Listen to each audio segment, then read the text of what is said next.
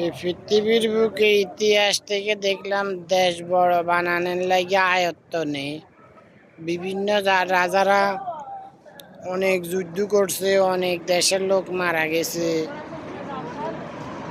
এই একমাত্র এই শেখ হাসিনায় বেশ্যা মাগিয়ে বাংলাদেশের মানচিত্র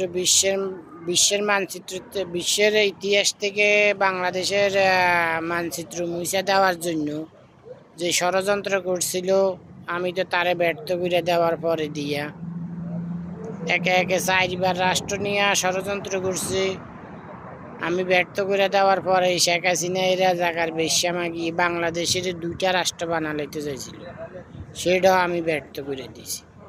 ডিক্লেয়ারও দিয়ে লাইছে টিভির মধ্যে, বিভিন্ন ওদের চ্যানেলের মধ্যে বিভিন্ন সময় ওরা খবরও কইতকে বিভিন্ন জায়গায় আছে বাংলাদেশের মতন ছোট ছোট রাষ্ট্র, কানাডা, আরও কোনায় কোনায় কোন রাষ্ট্র বাংলাদেশের বিভাগের সমান, এগুলা কইতো। পরে আমি যখন সিলেট আলা করে কইলাম, সিলেট আলারা আমার লগে থাকবো কইছে।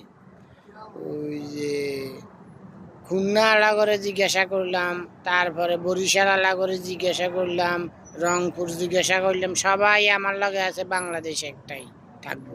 তো আমি কইলাম বাংলাদেশটা একটা, বাংলাদেশ এটা ও তো বাংলা ভাষা হইলো, আমার দেশ হইলো, আমার দেশের নেতা হইছি আমি, এর তো দেশ ভাগ করার মতন ক্ষমতা ওর নাই, 2টা রাষ্ট্র বানানোর মতন ক্ষমতা ওর নাই।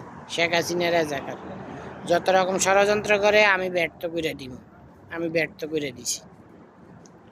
তো এই হইল 1 নম্বর খারাপ ব্যক্তি, যে স্বাধীনের আগে শেখ মুজিব রাজাকারে দেশের অংশ দিয়া ইন্ডিয়ার লগে চুক্তি কইরা ক্ষমতায় আইছে।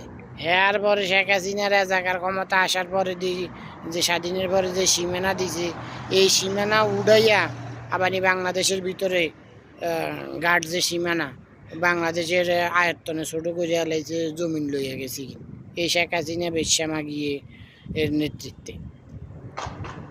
এই শেখ মুজিব রাজাকারের দেশের স্বাধীনের পরে যাইয়া যে যত অস্ত্র আছিল সবগুলো ইন্ডিয়ারে দিয়ে দিছে শেখ মুজিব রাজাকারে, সব অস্ত্র লইয়া গেছে ট্যাঙ্ক কামান সব লইয়া গেছে ইন্ডিয়া। এটা আমি প্রমাণ করি, বিমান, যুদ্ধের বিমান। পরে এগুলা প্রমাণ করা যায় না, পরে যুদ্ধের বিমান একখান রিটার্ন দিছে সেনাবাহিনীদের কাছে, ওই 2014-15 সালের দিকে যত সম্ভাবনা রিটার্ন দিছে।